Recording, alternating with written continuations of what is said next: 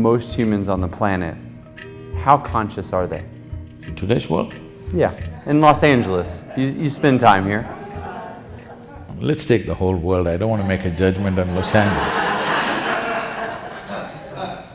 In the whole world, it's unfortunately a very minuscule percentage, minuscule. Why is this so? Why is it people are not conscious?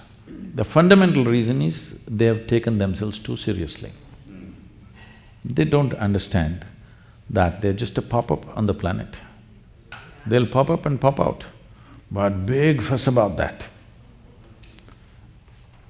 What is me has become too important. What is me means my physical form is me, essentially, isn't it? So, once my limitations become very important, there is no way to be conscious. You're just becoming self-defeating in the process, it doesn't matter how hard you try. The only and only reason why the entire world is not naturally enlightened is they're dead serious about their lives. They've not come to ease with their life, they're too serious about it. See, you've just been through an engineering online process. If you take the very solar system, in this cosmos, this solar system is a tiny speck. In that speck, planet Earth is a microspeck.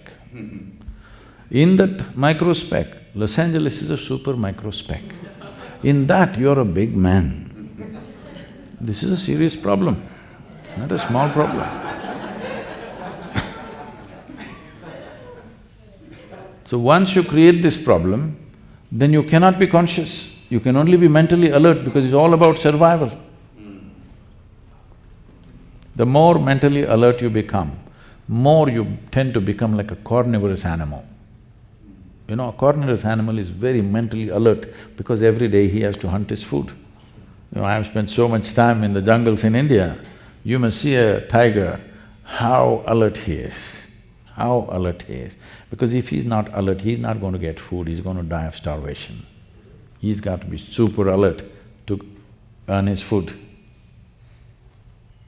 Most people think tigers can kill what they want. No, it's very, very difficult for him to get his prey because all the herbivorous animals are faster than him and they sweat in the body, so they can run longer. He can only do one burst. In that burst, he must catch, otherwise he gets hot, his body gets too hot, he cannot go. He just sits there helplessly because his body gets overheated. You must watch this whole game, how it goes on, how frustrated he is that he can't get his food. He knows his energy levels are going down and as time passes by, he will become more incapable of getting his food. You should see the anxiety on his face. So he's super alert. This is the nature of a carnivorous animal. Once your alertness, mental alertness goes that way, you become like a predator, always looking what you can get, what you can get, what you can get. It may be in whatever levels of life that people are involved in, but all the time they're trying to grab something because mental alertness creates that. I'm not saying you should not be alert, but if you're conscious and alert, then it works in a different way. But if you just ramp up your mental alertness, you will become like a hunter all the time, waiting, crouching for something. And if I heard you correctly, many people who are pursuing consciousness end up just becoming more mentally alert. And so, how does one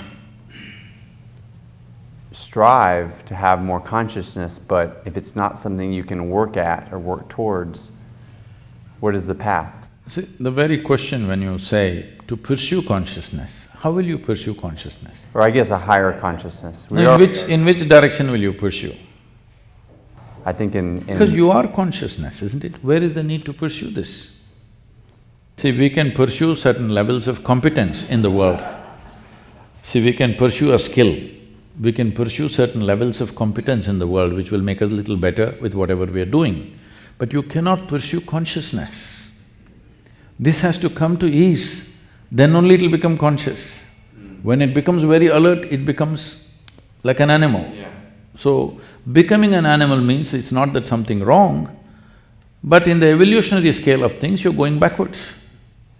See, the most significant aspect of being human is this, that you can determine the nature, the scope and the pace of your evolution, unlike any other creature. This is the most important aspect of being human, that you can determine the nature, scope and the pace of your own evolution, which no other creature can determine. For them, nature pushes them at whatever pace it pushes them. That's what yoga means, tools of transformation, so that you can hasten your evolutionary process.